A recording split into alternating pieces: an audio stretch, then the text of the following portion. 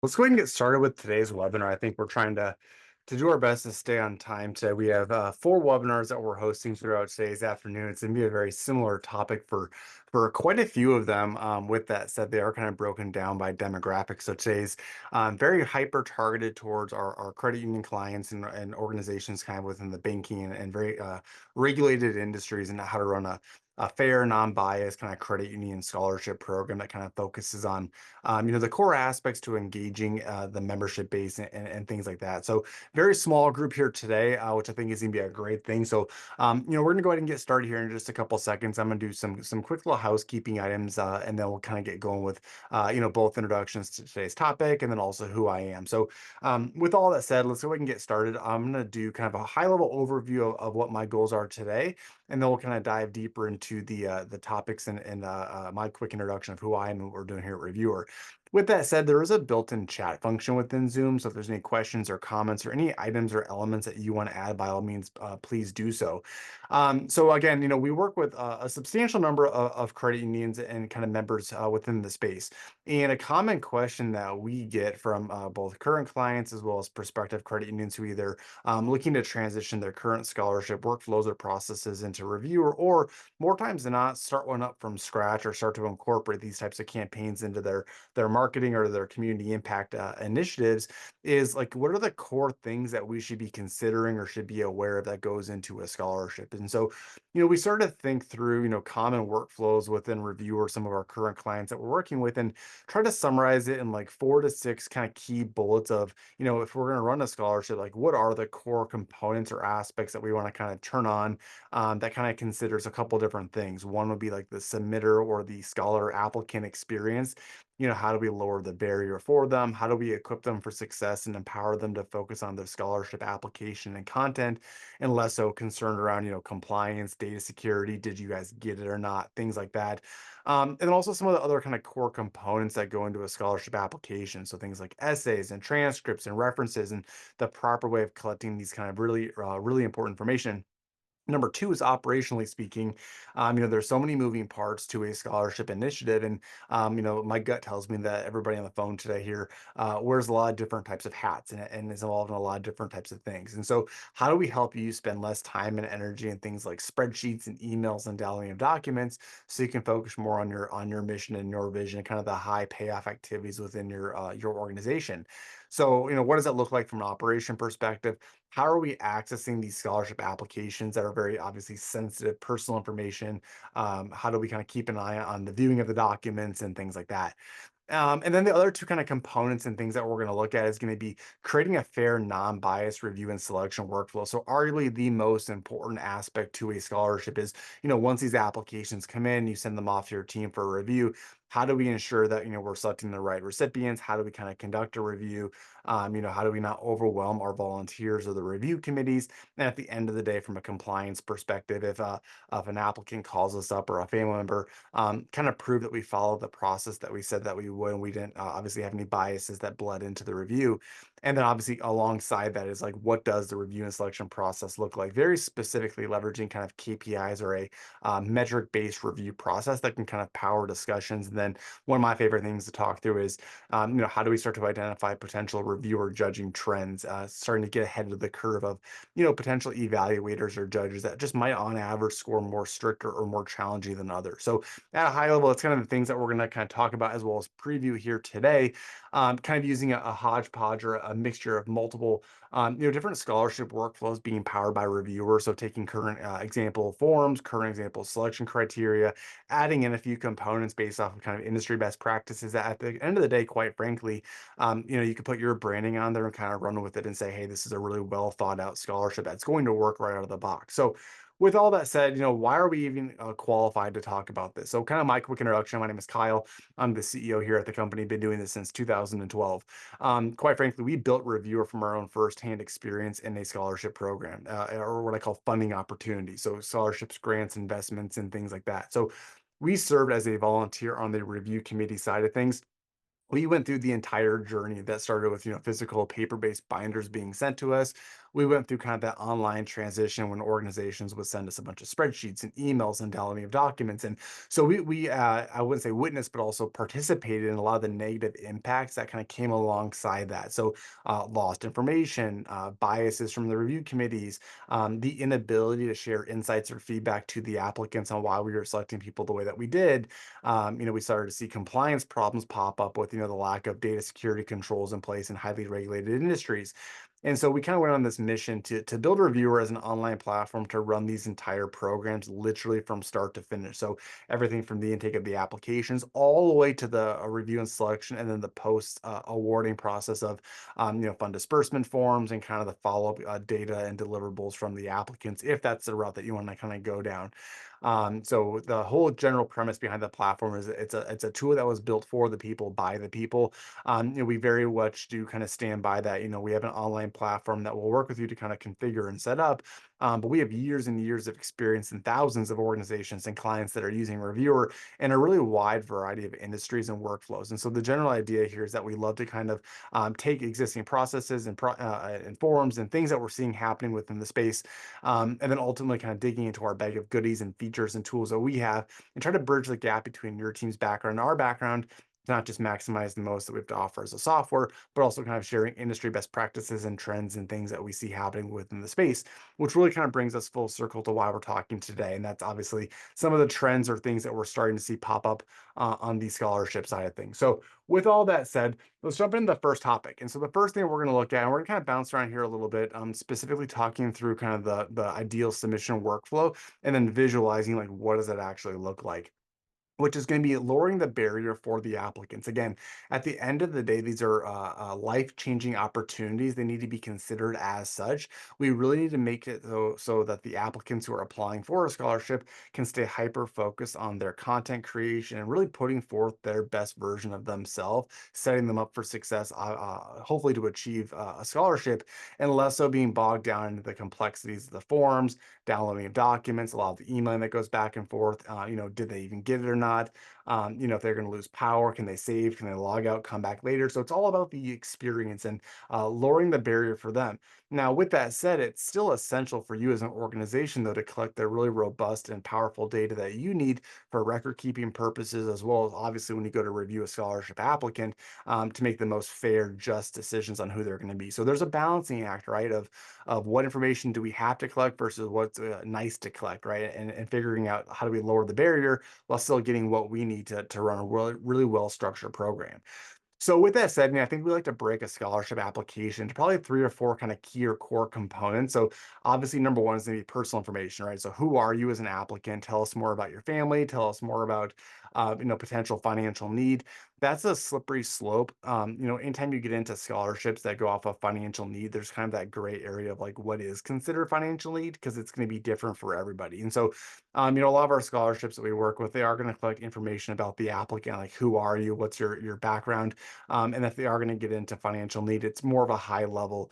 Tell us more about kind of expenses or what are the funds going to be utilized for. What we prefer to see, though, happening with a scholarship application is more of the differentiation.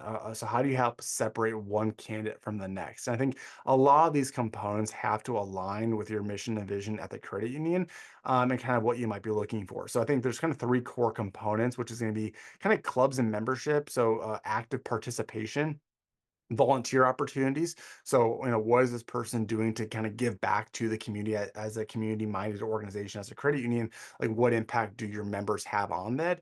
And then three is a way for applicants to talk more about their personal achievements. So, again, at the end of the day, obviously, academics are a component to this. We're going to collect things like transcripts and GPA and grades, but how do we start to help applicants differentiate themselves from other people outside of what they're doing within the classrooms? And that's really where it kind of gets into clubs, volunteer opportunities, and then personal achievements.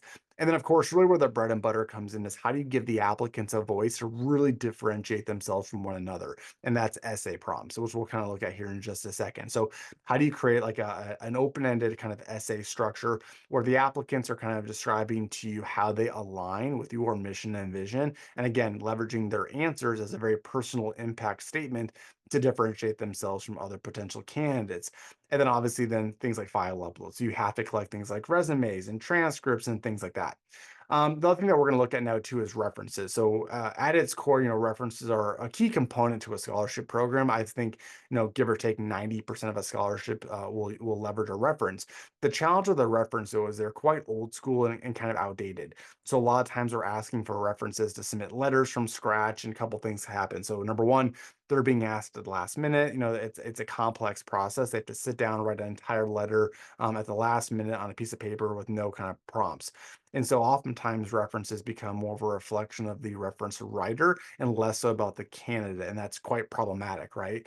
And so the kind of thought here is how do we kind of transition from the old school methodology of saying, hey, send us your reference letters. And then typically that's happening outside of tools and the things get lost and it's hard to connect them with the applicants. And instead transition more to like a fully integrated model, obviously powered by reviewer, where the references will come in and then maybe they answer like a series of 3 to 4 questions. That way that every single reference has a lower barrier. There's answering the questions that show up in front of them. And then every single applicant, when you go to review them, has very consistent data, right? Because all the references kind of answered the same things. You're taking out those kind of variables and now we're comparing apples to apples. So with all that said, like what does this visually look like? And then again, let's preview our real kind of scholarship workflow. So in reviewer, obviously, most times, more times than not, everything starts with a website. A ton of our clients are going to leverage their existing websites from a marketing perspective. You got total content control, branding control. We should keep doing that.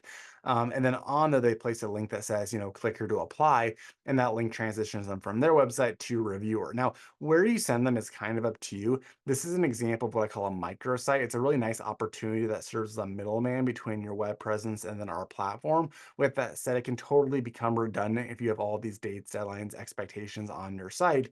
So what many of our clients will do instead is they send their applicants to what I call a profile creation page. Now, I really want to focus more on the scholarship application side of things. With that said, the profiles are a core component to our platform because there are so many moving parts to a scholarship. You've got people, submission forms, file uploads, communication, judging and selection processes. And so the idea is that we have a concept called a profile that literally holds on to and houses all those activities or components in one centralized hub. There's no more disconnected information. There's no trying to reconcile things that came in through email or through spreadsheets. There's no downloading and exporting and sending to your team. Everything kind of gets packaged up into what I call a virtual binder. Now, on the front facing side of things, when the student or the applicant or the member comes into the forms, they're just simply filling out a series of questions. Obviously, as they kind of go through the process, though, these questions are what formulates the actual profile themselves. So, with all that said, I would say the main starting place for most of these programs is going to be just a series of questions that tells us more about, hey, as a applicant, like what is your involvement with the credit union? Are you a member? Are you not a member? Are your parents members? Are they not members? And that's very much up to you of what you want to do with them. So I would say 95% of the credit unions that we work with, these scholarships are obviously closed to members only. With that said, they are opening the application process to non-members and they're using it as a conversion opportunity to open up new accounts, right? So if you're not a member, you can still kind of go through the application, but for you to be considered a actual recipient or even go through the review, you will have to open up an account and become a member of the credit union. And then once that happens, then you fall into the pipeline of the review and selection process as everybody else. Now, again, this is where it kind of comes down to personal preference. You may not actually care about them being a member. It might be your family members. That's totally up to you. So here's kind of where we're asking the applicant, like, hey, where are you in that journey? And then potentially based on the responses, we can send them down different avenues. We can send them right to our membership team to convert them. We can proceed on to the forms. That's up to you. So as the applicants kind of progress on, I mentioned beforehand the four or so components that go into a credit union scholarship application. Number one is personal information as well as potentially family and financial aid. And that's what we're looking at here. So we've got our applicants that come in and they're telling us who they are. They're telling us more about how they heard about the program. They are telling us about the parents. They're telling us more about like their credit union account number. All those different things are going to be relevant to you as an organization. Now, keep in mind that just because we're collecting collecting this does not necessarily mean that it needs to be shared. Again, it's really critical that we keep an eye on personal information. I've actually heard of a lot of scholarship programs where applicants are deterred or they don't even apply because they're more concerned about where their data is going to be sent to, right? And so just because we're collecting who you are, your account information, your parent information, financial need information, that can be, and it will be discussed later, but this gets redacted, right? So this is not something that ever gets shared with the review committees. They may not even know who you are or your involvement. They're just going to be reading your essay prompts or your references and things like that. So I do like to make that very clear in the submission processes that say, hey, look, this is for record keeping purposes only. We're not going to be sending it with anybody, things of that nature. So after the applicants come in, they tell us who they are, then they kind of proceed on to the actual bulk of the form. So in this example, it tells us more about, what school are you applying from? Tell us more about your academic achievements, your GPA. This is also maybe where you may consider having like your transcript being uploaded, which we're going to kind of come back to here in a little bit. You also may want to consider asking a series of questions around, okay, so if you're selected for a scholarship, like what are you going to do with the funding? What type of school are you going to go to? What's your future career path? Things like that. Things that aren't happening in this example, but things that I do see quite a bit of. Then it gets really into like that I mentioned beforehand. And I'll go back to my example here is the differentiation components, right? So tell us more about outside of the classroom, right? Like tell us more about you as a human. Like what are you doing as a volunteer? Tell us more about your achievements. Share with us your essays. And so in this example, we're able to ask the applicants to answer a series of questions. What are your personal or your academic achievements? Tell us more about them. Tell us more about any membership or opportunities that you're volunteering for within clubs. If you are volunteering within the community, tell us more about what that looks like. This is actually a really cool example because they actually have estimated volunteer hours. I've seen some organizations actually assign point values to that as well. So they might do brackets of, sub 10-hour volunteers, sub 20 hours, sub 30 hours. And then when you go to do a review and selection, we've almost started to allocate points and kind of prioritize candidates based off of some of those metrics. But we're not relying on the review team to kind of read through these and assign the points themselves. It all happens automatically. I've even seen that done with academics as well. So again, kind of jumping the gun here, maybe there's some logic that's built in that says, okay, if their GPAs within this kind of bucket, if their ACT, SAT scores are within this bucket, and their total opportunities for volunteer are within this buckets, let's give them a few points so that when we go to conduct the review, they're not starting at 0, they're starting at 6 or 9 or whatever that looks like, right? So some really powerful ways that I've seen help streamline the review process by leveraging automation. But again, it's up to you as an organization. This is the kind of thing where I get excited about, which is going to be like the personal impact statement. So how do we give the applicants a voice? This is really the core component and really the only component that allows the applicant to tell a story about themselves, to differentiate themselves from one candidate to the next. I've seen thousands of scholarship programs. Everybody gets really good grades. Everybody has extracurricular volunteer community impact involvement. But the essays are a way for their personality to really, really shine through. And so really need to leverage that. So for me, it's not just, hey, what's one essay question? It's like, let's think of 3 to 4 essay prompts, keep them short, simple, and sweet that really align with your credit union's mission and vision, and then allow the applicants to speak more broadly against those types of things. So then there's kind of 2 more components I mentioned. One was data collection or file uploads, and then the X was references. So in reviewer, again, we want to make it very, very short, simple, sweet. Applicants can either A, upload the letters themselves, or they can request to come directly from the schools. And then things like references. So this is without a doubt one of the more popular components to reviewer. I'm going to show you in a moment what this looks like on the back end. But I mentioned earlier on that I'd really love to see less and less reference letters being written and more reference templates. So again, what does that look like? So in this example, what ends up happening is the applicants will put in the name and email of the person submitting the reference, and then it can actually trigger an email notification that gets sent to them. So it's a, dear Dr. Tom, you've been asked to write a reference on behalf of Kyle. Click here to do so. And then Dr. Tom would then simply click on a link. And then again, maybe you still want to click uploads, you can, but instead Dr. Tom goes to a reviewer form where he's presented with like 3 essay questions. Talk to us about Kyle's community involvement. Talk to us about Kyle's impact on this, right? And so that way every single reference is answering the same questions. And then as soon as that reference gets submitted, it automatically gets attached back to the applicant's profile. So again, we're lowering the barrier for references. You can send in automated reminder messages. And then, quite frankly, it also helps create privacy. So if the applicants themselves aren't reading the letters, it's not going through their hands. It allows their references to kind of really execute their task at hand. So again, in this example, applicant puts in that information, and then they can upload any additional files. So a lot of times, this is used for post-selection collateral. To be honest with you, I would actually prefer to not see file uploads when it comes to like photos or videos here. Instead, because of the platform of reviewer, you could only have your recipients come back into the tool and submit their follow-up deliverables later on. Kind of helps mitigate risk of you holding onto data on the front end, and then only collect it from those that are actually reference or necessary. So, a quick question that just came in about the person submitting their references needing to create an account. By all means, nobody has to create accounts in a reviewer. There's some definite pros and cons behind that. What I would say is some of our scholastic organizations, they do prefer references create account because you might have a single reference submitting 15 or 20 of them because it's for an entire class, right? That's where it makes total sense to be able to save, log out, come back later. Generally speaking, though, no, references don't create account. They just get an email notification, they click on a link, they fill it out, and then they're done. If they ever needed to rejoin it later, there's some things and protocols that we have in place. Now, with that said, just because they're not creating an accounts doesn't mean they can't be communicated with. So, from an operation perspective, you're actually able to visually see how many outstanding references were requested. Are they done or not done? If they're not done, who isn't done? So you can send them built-in automated email reminders that says, dear Dr. Tom, there's 3 days until the deadline. Don't forget to submit your reference. You could also then, as well, grant visibility to the applicant so they can come into the system and see, okay, out of my references, who's done, who's not done, without showing them what was submitted.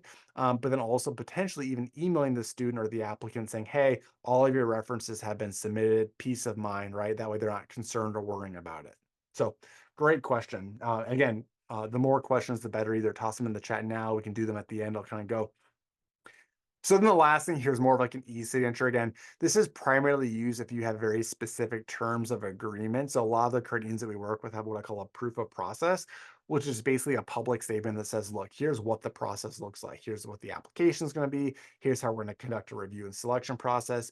We're going to redact your information. We're going to have a fair process. You acknowledge this. And, it gives us the ability to take your essays or your images and use them for marketing collateral. So again, trying to leverage the platform for as much as possible. We don't want you to have to deviate outside of these tools that request this from people later on in the future. So we might as well do it in one sitting. So again, we're going through that relatively quickly, but that's kind of a very common scholarship application structure. Who are you? Tell us more about your involvement in the community.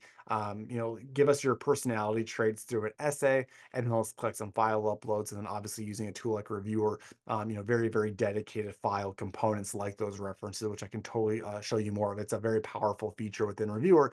It's also a feature often used for collecting transcripts as well, right? So it can notify the transcript office saying, hey, you have to upload a transcript on behalf of Kyle, click here to do so. Now, again, in that example, there's not like a reference template. They're actually uploading a physical transcript, which I'm going to show you kind of next. So with all that said, let's jump back into kind of this little presentation framework. The next thing we want to look at is going to be more so accessing information. So in Reviewer, there's a significant number of operation tools. My goal today is not to walk you through that. My goal is to kind of talk more about like a really well-structured scholarship.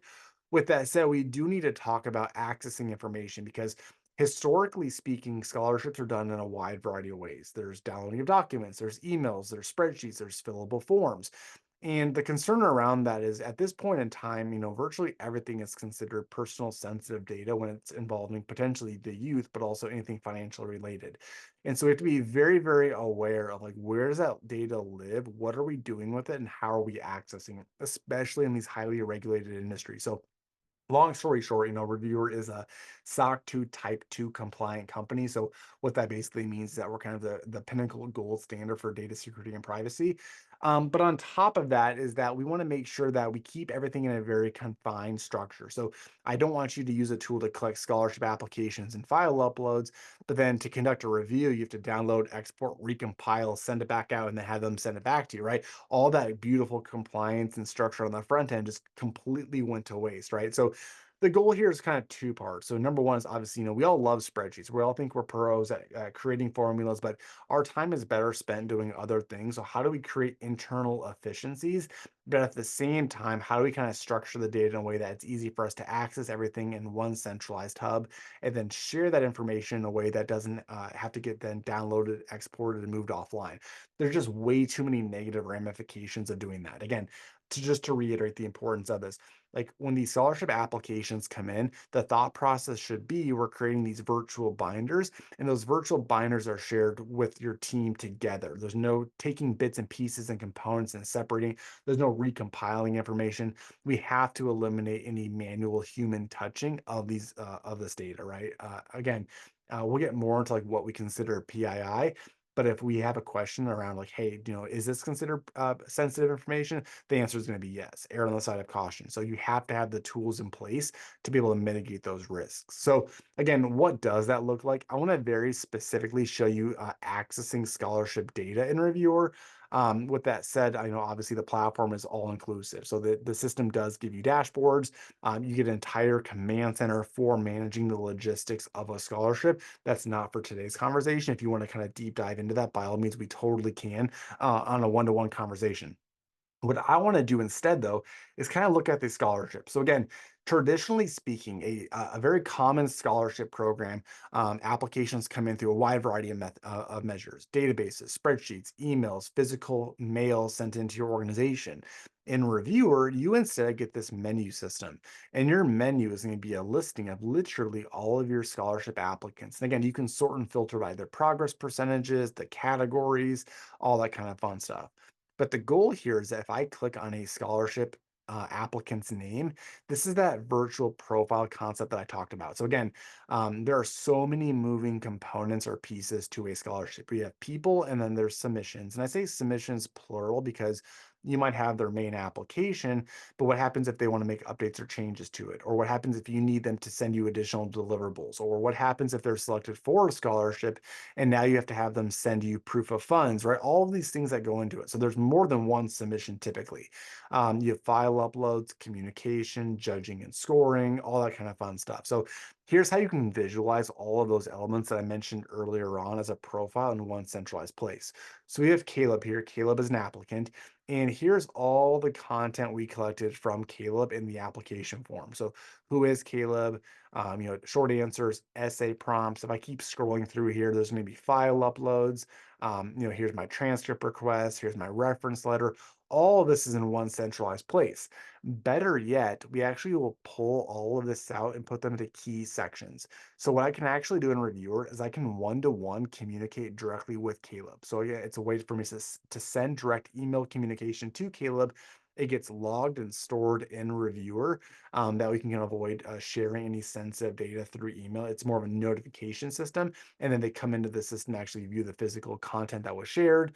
It's possible that you want to leave internal notes or comments about a particular applicant that stays private amongst yourself. You can do that. I mentioned earlier on the file uploads. So in this example, I've got quite a few of them. I have a fund disbursement form, I've got a photo, I have a reference letter, I even have a video essay that was submitted. Reviewer actually embeds all of those documents, and so your team will never have to physically download them and then export them and share them. You simply click view, and then the file shows up right within the applicant's profile. So again, to reiterate here, we have very sensitive information being transmitted and shared. It's all being logged into one centralized place. On top of that, going back to the reference discussion earlier, again, photos can be sent in here as well. Going back to the reference request earlier, you can kind of see here, I have two different references that submitted. It shows me, are they done? Are they not done? It shows me who submitted the reference. And then if I press the view button, it actually shows me, in this case, the transcript that was uploaded because that was a transcript request. And if I click on the reference, boom, it shows me the reference that was filled out. And again, going back to that comment earlier, maybe this isn't our reference letter, it's a reference template. So in this example, the reference was asked to answer a series of questions and actually rank the candidate based off of a numerical value. So again, I've seen a million ways of doing this, but again, we're consolidating all the references into one centralized hub. So your team can physically come in here, toggle back and forth between tabs and see all the activity and never have to leave. So that brings us then into what I believe is one of the core components and things that we have to talk about today. And that's going to be creating a fair, non-biased review and selection process. Because at the end of the day, you can have the most beautiful submission process. You can handle all of it with care. It's extremely efficient. But if we're sharing private, sensitive information to the review committees, if we're not redacting things like demographic details, all of that goes out the window. And so I think number one is that we have to really think through like, what is the review process going to look like? So number one is the most critical component to this is that we have to ensure that A, we're not sharing sensitive information. B, we're being sensitive to the volunteer review team's time. They only have so much time allocated to conduct a review. How do we empower them to give the applicants the energy that the applicants deserve? But at the same time, how are we collecting their thoughts and their feedback that at the end of the day make sure that we're selecting the right candidates? And it's easier said than done, right? So number one is that we have to identify how do we want to share the scholarship applicants with our team for review. So on average, some of our data that we've collected is that the review committees will really start to drop off and lose energy after about 15 or so.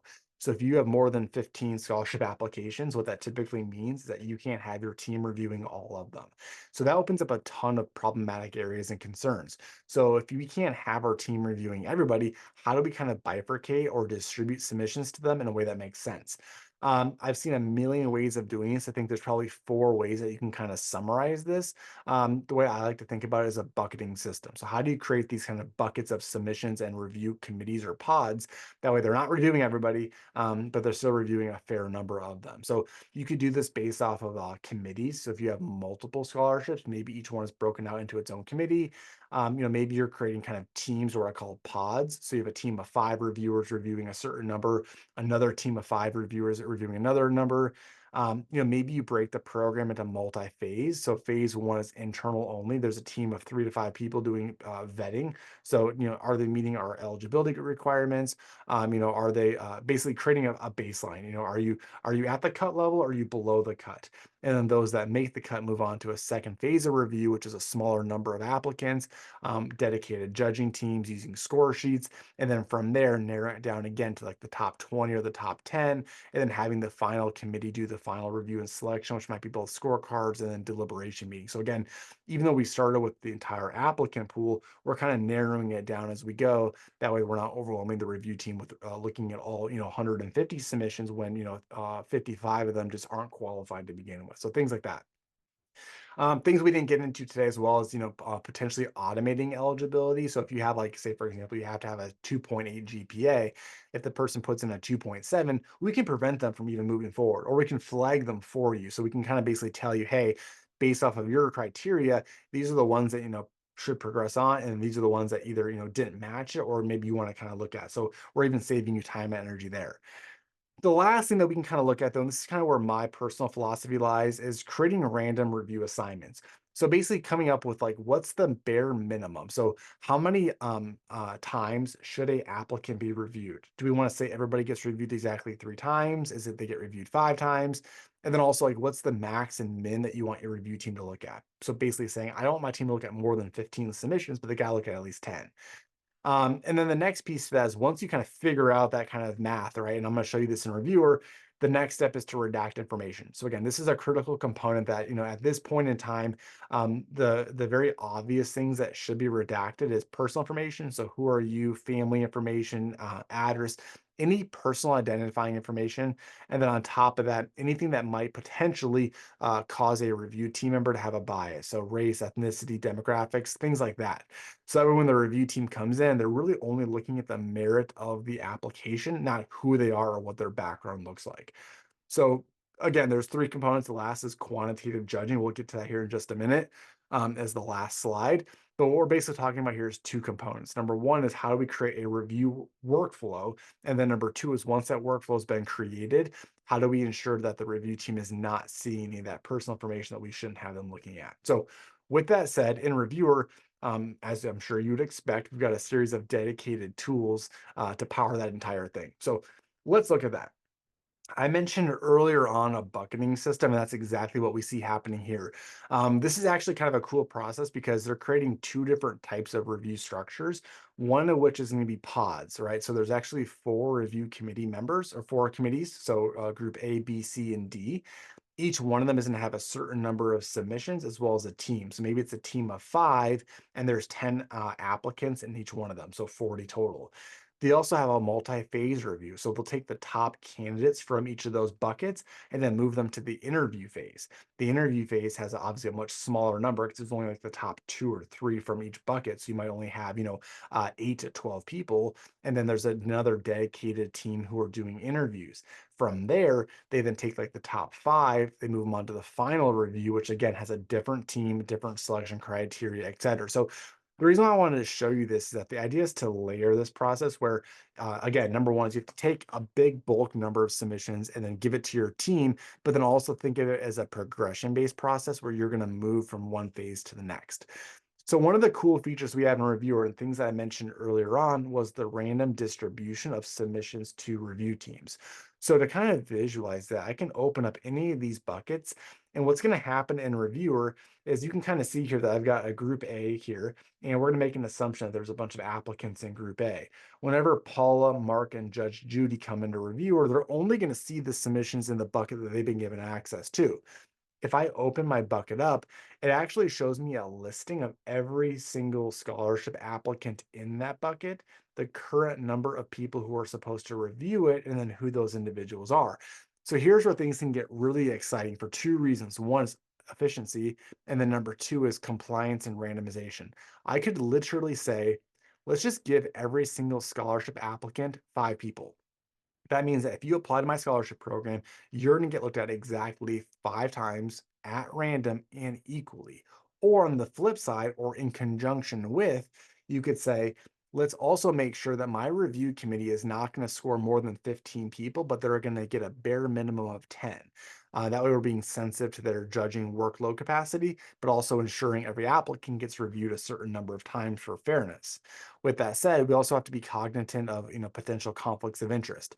So ideally, we can cut that out as we're doing the pairing. But if you have a self-reported conflict of interest, so in this example, maybe Mark is golfing buddies with Gabrielle's family, you could uncheck her name and then reassign her back out to somebody else. So it's really, really powerful taking large number of submissions to teams, and they can hyper focus into one-to-one pairings if you want to do that. Which really then brings us to the last thing today, which is going to be how do you actually conduct a fair, non-biased review? So again, talked about the randomization, the redacting of data. The last piece of the puzzle is going to be the selection. So I'm going to kind of breeze through this because I want to show this to you, but I think that most scholarships will leverage some type of committee-based deliberation. Scores and score sheets don't always tell the full story. With that said, they do tell part of the story, and we have to leverage KPIs and a metric-based scorecard as a framework for data informed decisions, right? So the idea is that the review team will fill out a series of questions that answer a scorecard. It kicks out a leaderboard, and then that leaderboard will then be used to power a deliberation meeting. So with that said, what does a scorecard look like? So some common best practices is they typically should align with two things. Number one is it has to align with your submission process. So you're asking a series of application questions. The scorecard should match it. So tell us, rank this candidate's volunteer opportunities. Talk to me more about their essay writing, their grammar, their impact, their mission statement. How was their reference? So it keeps it very, very structured where the review team just kind of goes through the application form while answering a series of questions. Number two is try to avoid the judges assigning point values. A lot of score sheets, you're saying, hey, rank this candidate on a scale from 1 to 10. Data tells us that review committee members and judges get really bogged down in scores. And so the idea is make them answer a series of questions on an emotional basis. So for example, like from below average to excellent, rank this candidate on this. And then the review team is simply answering an emotional response, but then behind the scenes, there absolutely are point values associated with those. So there is still leaderboards and rubrics being filled out, but it lowers the barrier for the review team. They're just answering a series of questions with their gut feeling and how they feel about it. Now, the last thing I want to talk about, I'm going to show this to you, is one of the more popular components to reviewer, which is normalizing results. So I mentioned earlier on that ideal structure is to randomize the review process. With that said, that typically means that not every applicant gets reviewed by the same people. So what happens if some of your judges or your review committee members on average are higher or lower scorers?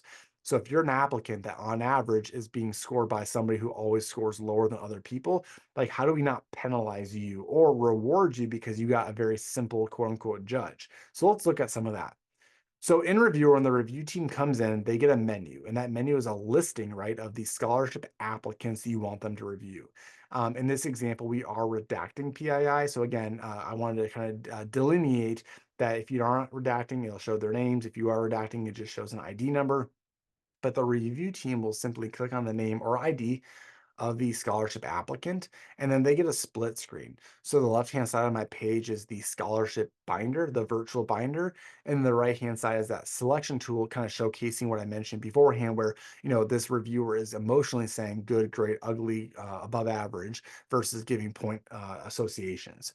And so here you can kind of see as well that we are collecting obviously date of birth and demographic details in PII. That's great. We just redact it so it doesn't even show up from the review team's perspective. They're just reading through the application side by side. They're independent. So the idea is that the review team can kind of scroll through the application form, answer a series of questions. They can look at the file uploads. They can leave their notes. If you want them to read the references, they can do all that stuff directly in Reviewer, while then side by side answering questions. And then at the end of the day, as soon as they press submit, Reviewer does kick out a leaderboard, which is actually going to show you, if I kind of jump ahead here a little bit, a list of all of your applicants. It shows you each individual judge, how they scored collectively, average scores, etc. So for many organizations, this leaderboard is either A, going to take people from one phase of review to the next. So again, taking the top three per bucket, or this might be those that move on to the interview phase, or they use this for deliberation purposes. And they might say, hey, okay, this year's top three are Caleb, Alyssa, and Adrian. With that said, Judge Judy, you scored this one an 18, but Royce and Sally, you scored it at a 30. Like there's a pretty big difference. Let's talk about why you scored this person the way they did. Which then brings me to my last point, which is the normalization of results. So right away, I got a bit of a red flag because I can see here that Judge Judy scored an 18, but Royce and Sally gave it a 30. So my question comes up, did Judge Judy just score this person low because they didn't like the application? Or what if Judge Judy has never given higher than a 20? So an 18 is actually a really, really good score. However, this applicant is absolutely being penalized. So what we have here is a report that actually shows you on a per applicant basis every single judge that scored them and how they scored. What you really care about though is this green section here. And basically what this is going to do is it's going to show you that on average, Judge Judy gives a score of almost a 24, but Tony over here on average gives almost a 34. So this is real data that's been redacted from a university that we work with. And the question they had was, why does every single applicant reviewed by Judge Judy never receive a scholarship? It's because on average, Judge Judy scores a full 10 points lower than anybody else. So now that we know that, we can start to normalize it. So we start to create averages. So what happens is that anytime you hit a score of a 24, it's no longer a 24, it's now a 1 because 1 means average. You just were scored completely average by that judge. If you're higher than 24, you scored higher than average. If you scored lower than 24, you're lower than average. So now we're basically comparing each individual judging tendencies and their own personal averages against one another to kick out an updated leaderboard. So again, really powerful tools that helps us stay highly compliant to ensure that not only do we not share private information, not only was it a fair, non-biased review, but we also took into consideration judging tendencies to make sure that you didn't get the short straw of a judge who on average scores harder than other people. So with all that said, I want to make sure I leave ample time for questions and answers. Again, I've seen a million different scholarship workflows. I've seen a million different application forms, judging processes, scorecards. So if you have any questions for me about how to structure a program or any insights or feedback, please do let me know. Obviously, Reviewer is intended to power these entire programs. So my goal today isn't so much talk about Reviewer. It's more so for you to visualize like what does a really well thought out scholarship look like. Hopefully you are going to use Reviewer, but if not, at least there's some kind of nuggets or takeaways that you have. With that said, everybody is at different kind of journeys. Some of you may have never launched a scholarship. You're looking for more information. You want to talk more about best practices on how to structure one. Let me know. Others have been doing scholarships for 20 years. It's a well-oiled machine. You're not going to change anything, nor should you. What you're looking for is an infrastructure or a platform to actually take to the next level. Again, let me know. I'd love to have those conversations. So with all that said, any questions or feedback you have for me, I'll hang out for as long as you want. Yeah, so great question about the FAFSA stuff. So as we all know, FAFSA has been a bit of a challenge, right, in the last year or so. It's very common for applicants to go through kind of the financial need indicator. It goes back to what I talked about earlier, right? It's a very gray area of like how do we justify who is in financial need versus everybody else because everybody's needs are different, right? And so a lot of scholarship applications are broken into two components. One's the FAFSA component, and the other is more of like the scholarship merit kind of review. So grades as well as personal impact statements, essays, references, things like that. So with that said, what most people will do is the applicants will use our secure file uploads to upload the FAFSA forms. Again, we have it's a very private system. So we have SOC 2 Type 2 compliance. So the applicants can upload in a very encrypted manner the FAFSA. You'll be able to control who actually gets access to it and for how long. We can do pins. So you actually can lower the barrier. So you can make it very challenging to access it.